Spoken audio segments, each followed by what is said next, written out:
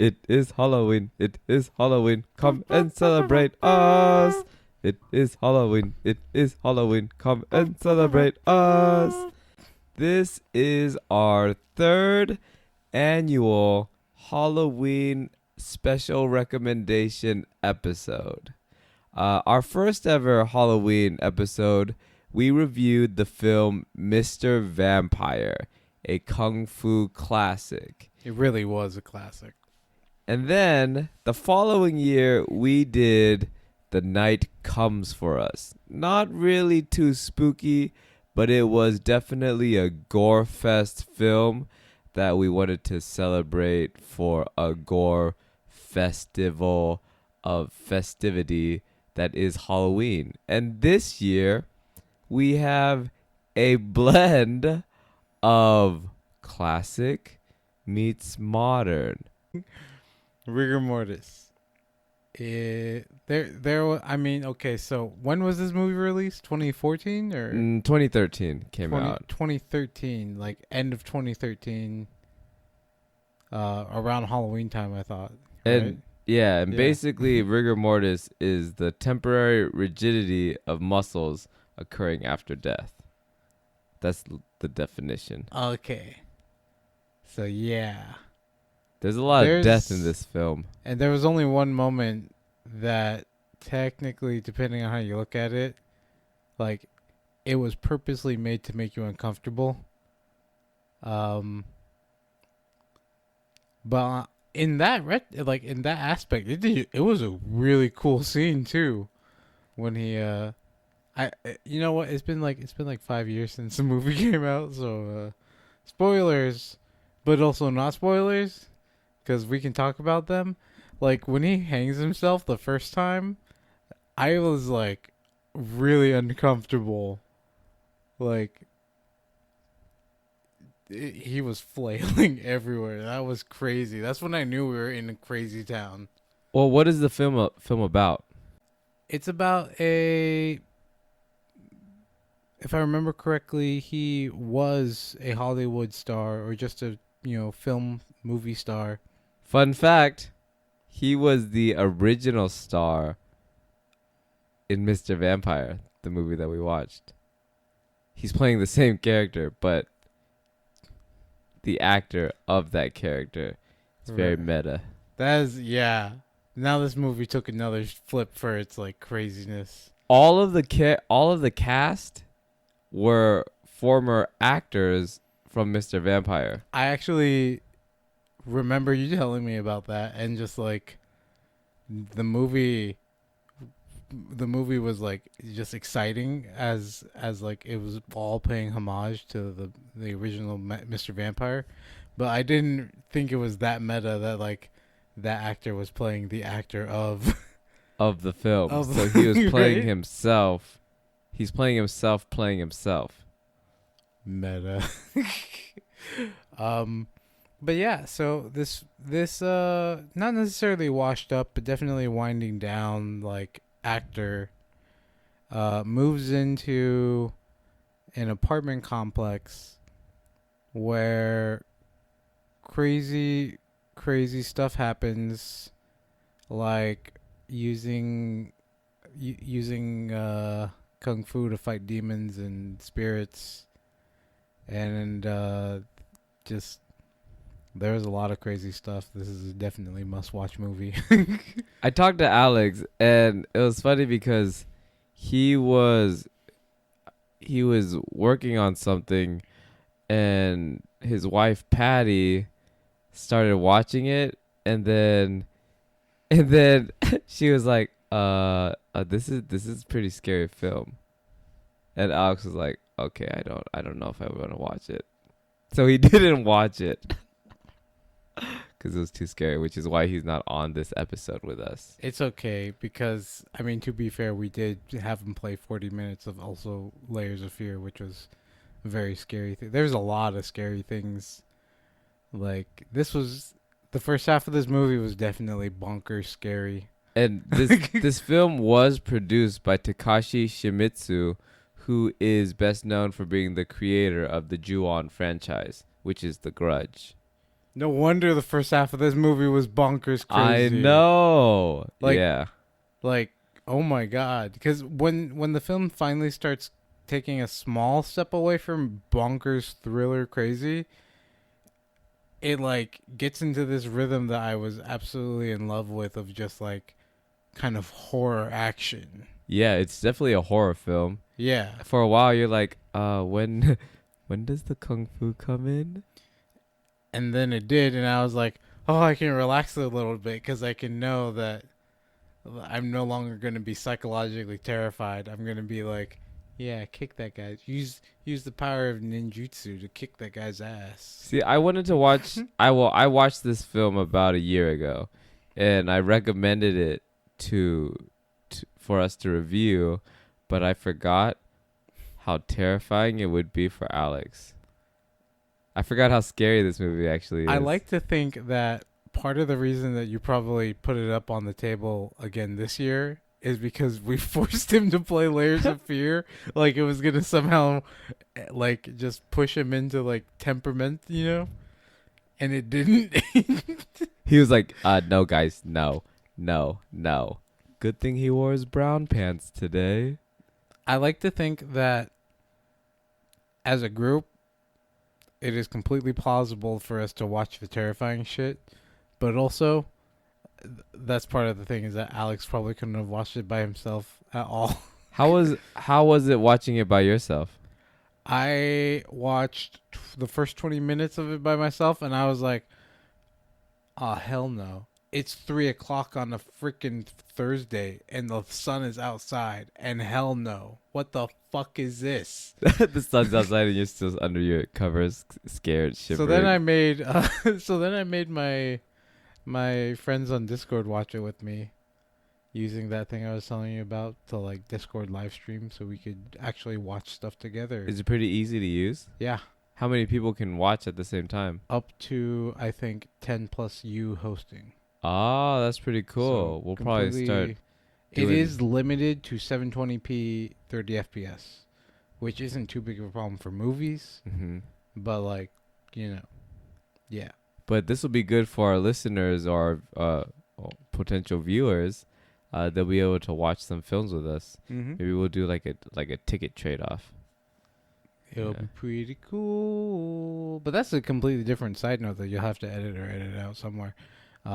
What I was leaning into is, yeah, I watched the first 20 minutes by myself, and I said, why?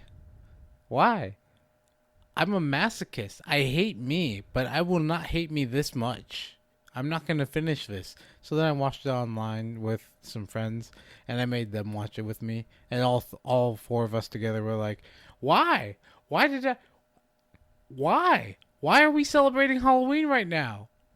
I thought you loved us. Why are you hating us and putting us through this? We are suffering together. That is what love is. Which led into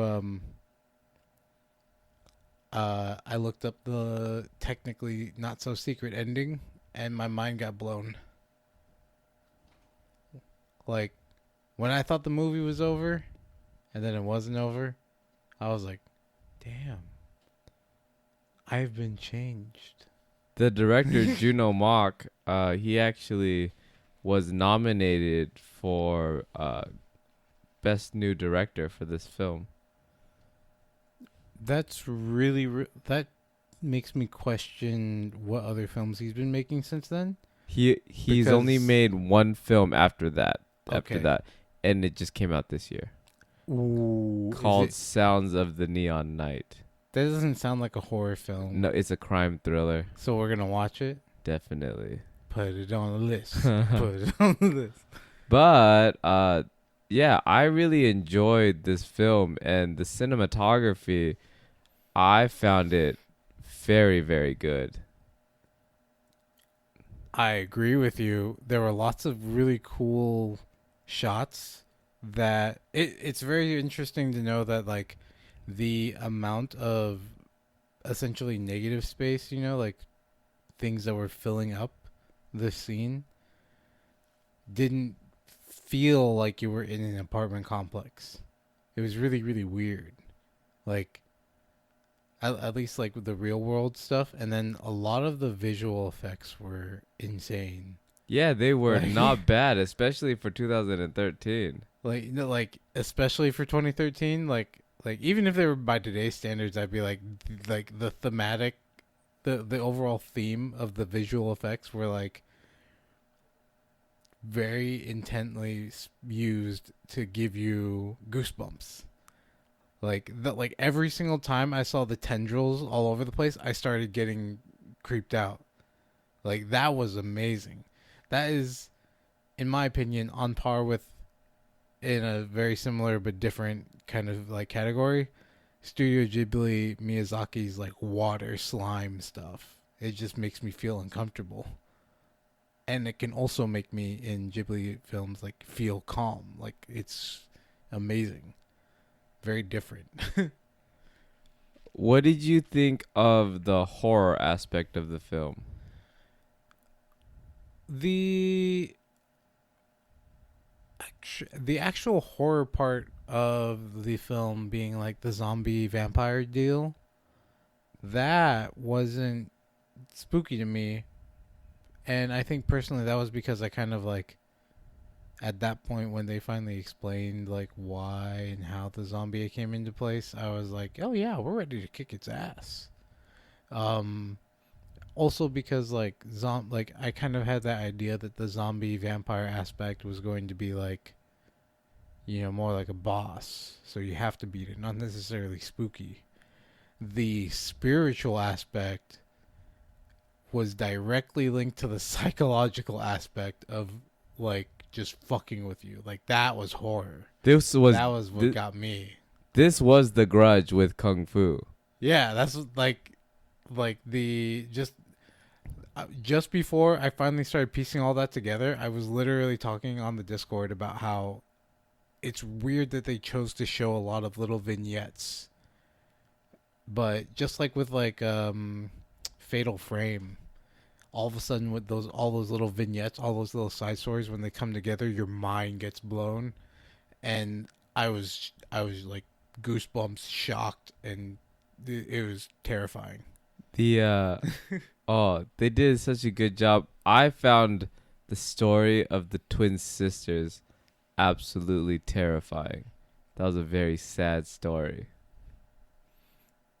When they revealed the first half of that story, I was like, no wonder there's like an evil spirit. Yeah. And then like it started exploring it more, and they showed the other half of that story. I was just like, this whole apartment complex is fucked. Like by that point, I was like, maybe there's some sort of redemption.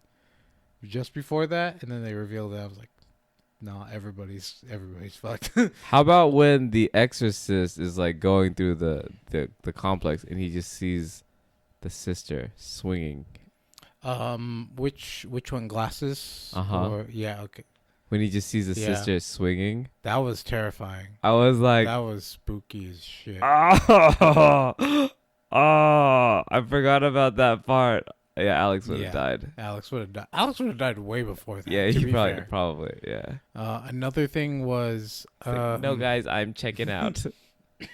another thing for me was the fact that both priests, both exorcists, and one of them was ultimately the one who made the vampire. Like that was a very specific storyline to tell, very short, like very very decisive, and it, in my opinion, it's another one of those vignettes that adds to the overall story by tying everything together and tying like this whole madness that is around apartment 2442, you know.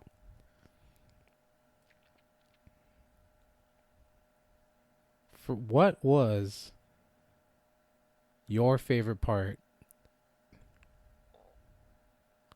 Not a badass moment, not a what the fuck moment, like just kind of like a favorite thing that happened. Because for me, I was completely thrown off, and it wasn't necessarily what the fuck moment. It just was like one of my absolute favorite moments was the he fixed the tricycle, and then they were peeing in the sink together.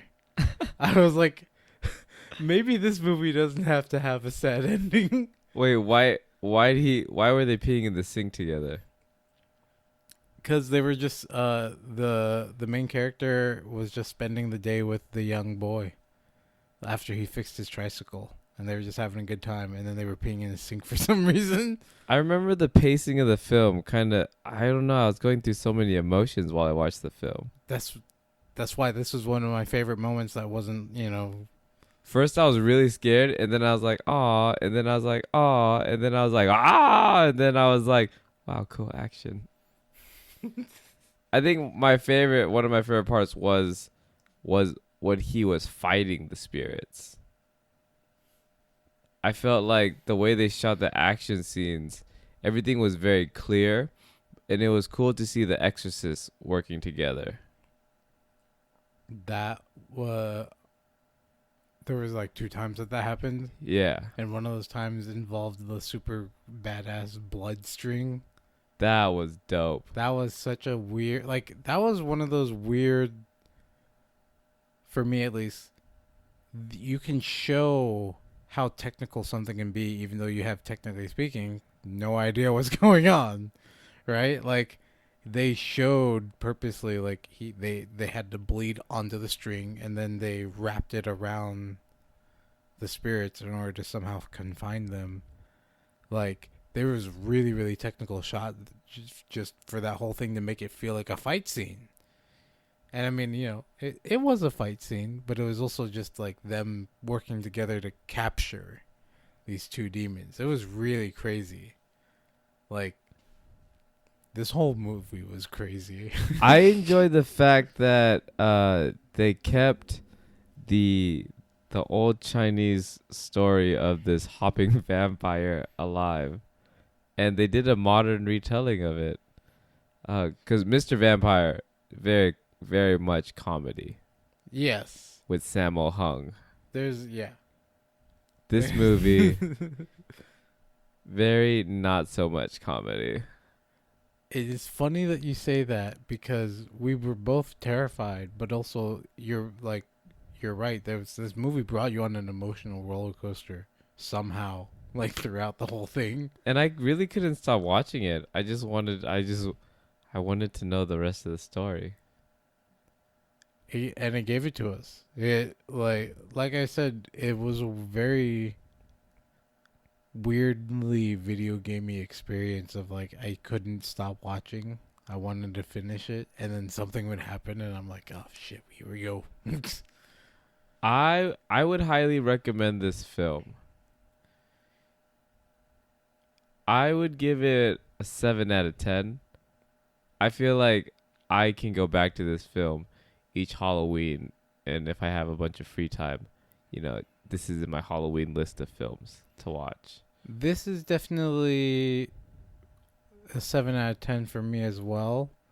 I think I give Mr. Vampire an 8 out of 10 because I loved the comedy and I loved it. I can watch Mr. Vampire when it's not Halloween. I can watch it all the time. This movie, I like to introduce it to people. I think it's a fun film to introduce people to some kung fu as well as some horror.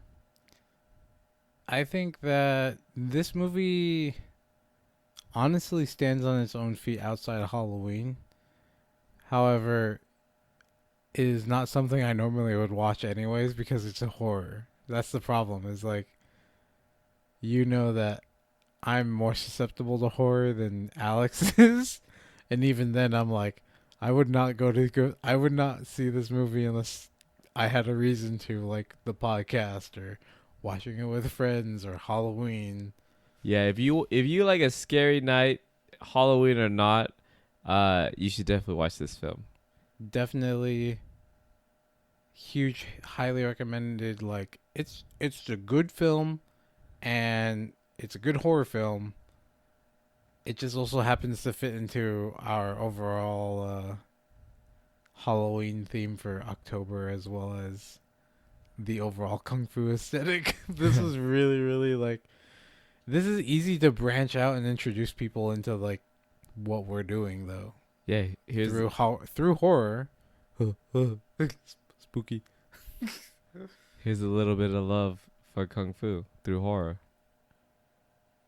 All right, this is a slightly shorter episode even after your edit, if you do any editing. Yeah, I will Because, edit. I mean, we don't have a third opinion. No, it's just our opinions. Oh, okay. Alex wouldn't have an opinion. He'd be too spooked. Yeah, he's too spooked. Patty might. Maybe. Even Patty was like, I don't know if I'm going to finish this. It's kind of scary. Yeah, even, like, knowing Patty was, like, spooked at some point, it was like, no, this is definitely a horror film. Yeah. This was... I freaking love this movie. I'm surprised I haven't shared it more often. No, I know why you haven't shared it more often is because you don't have a lot of people who are going to watch horror films with you. Yeah, sometimes I just watch horror films by myself. And then I have... While you listen to a horror podcast. And then I have some nightmares. And then I talk to some spirits. And then I'm all good. And then you sleep over here. While I hold all the animals with me. Because I need their warmth. And then sometimes I mumble things in my sleep. Okay. Because we don't have Alex who has the like list all the time. What was your what the fuck moment?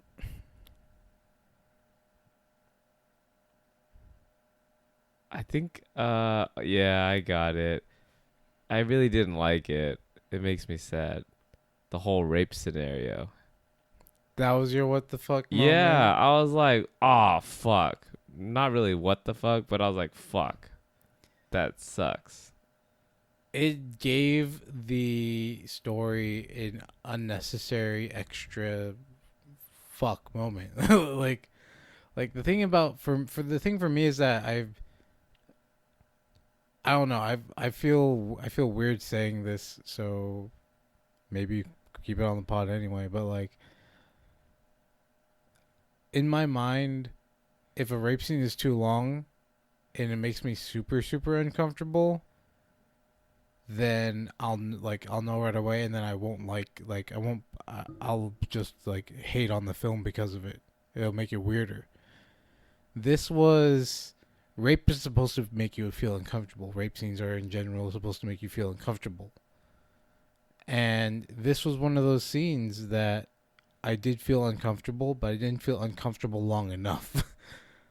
I thought that this was a very short rape scene that led into direct satisfaction of vengification, right? Yes, which means the director was nice to us. Yeah, that's what I mean. Like, it wasn't so painful that I was like cringing. I was just like, oh, fuck, there's a fucking rape scene. Remember that one film we watched where the guy went to prison? Yeah. And he was raped? Yeah.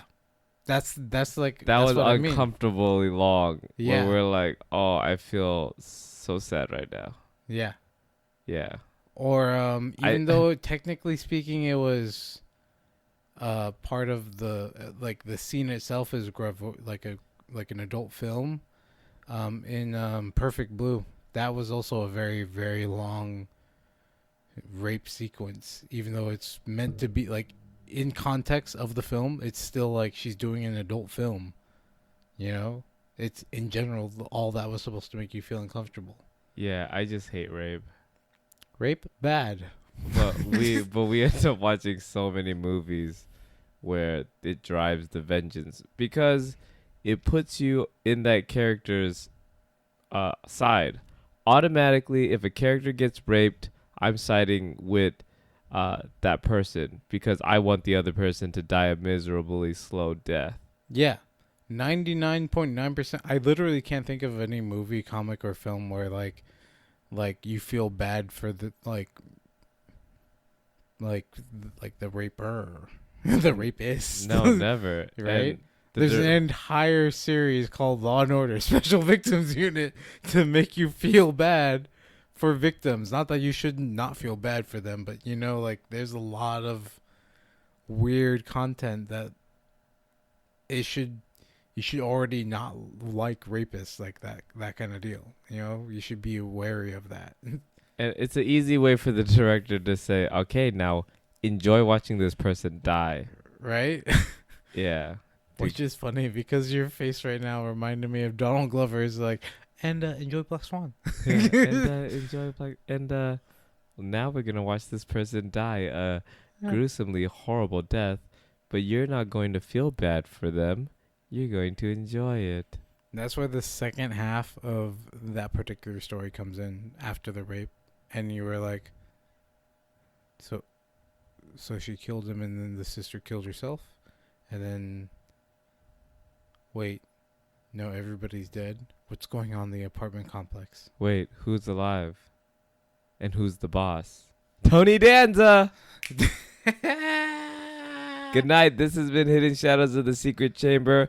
We highly recommend the film Rigor Mortis that came out in 2013, which is a modern retelling of an old classic called Mr. Vampire. With heavy influences of The Grudge. Yes, yes.